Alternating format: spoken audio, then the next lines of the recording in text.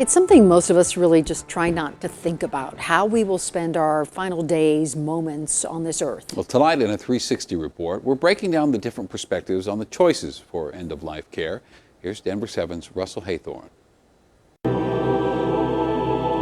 It's been said, while death leaves heartache, love leaves memories. She was an amazing person. She was so warm. Her impact it's still being felt. As their mom struggled with cancer in 2018, siblings Carrie Franklin and Scott Kagi, along with their mom and dad, made the decision to stop treatments and bring her home. She was very uncomfortable, and I think she just deep down knew that it was time. Just thinking about myself, you'd want to be at your house.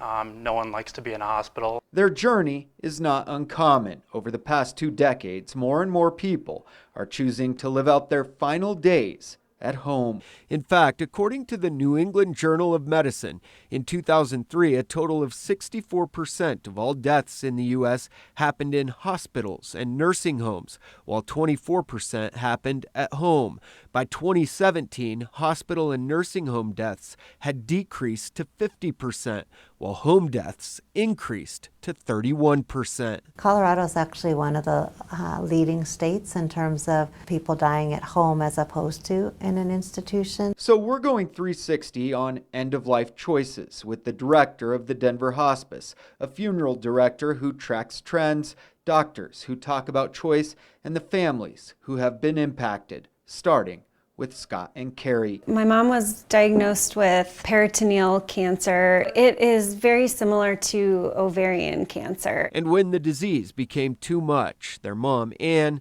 decided it was time to bring in hospice. I think hospice was willing to do whatever we wanted to do and what she wanted to do. Kathy Campo had a similar experience with her dad. My mom didn't want my dad to be anywhere else but home. She thought hospice was so great in their case, she now volunteers with the organization. It was just powerful, and I think I just always knew that when I wasn't working anymore, that's where I wanted to spend my energy and my time volunteering. Doctors say whether someone dies at home or in a hospital, this trend is about patient-centered care. That's one of the key things to all of this, is finding out from the patient themselves what's important to them. Dr. Jean Kuttner is the chief medical officer at UC Health, where she says some patients don't have the option. Symptoms that are too difficult to manage at home, they may need IV medications or other support that's really difficult to provide at home. Others simply don't want to. They don't want to die at home because they don't want that to be the memory. Historically, living out your final days at home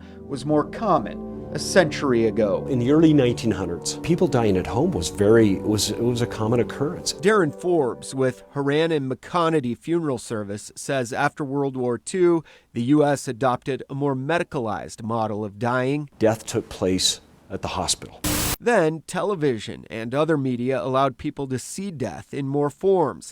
In the late 70s, the U.S. government began to view hospice as a humane option for the terminally ill. And in 1993, President Clinton made it a guaranteed benefit. Forbes says September 11th was a key turning point as well, as it played out live in homes and offices around the globe. People are starting to actually address for the first time in their life their own mortality and what that looks like. They're confronting it and not running away from it. Experts say selecting a funeral home ahead of time can take some of the stress out of death for families. The time that I feel like we have the most impact is when the death occurs and we are called to go to the family's home and bring their loved one into our care. Hospice really began with a movement to say there might be a better way. Melinda Egging is the director of the Denver Hospice. How we want to live our life till the end. She says planning for death should be like planning for school or vacation. This is a really beautiful way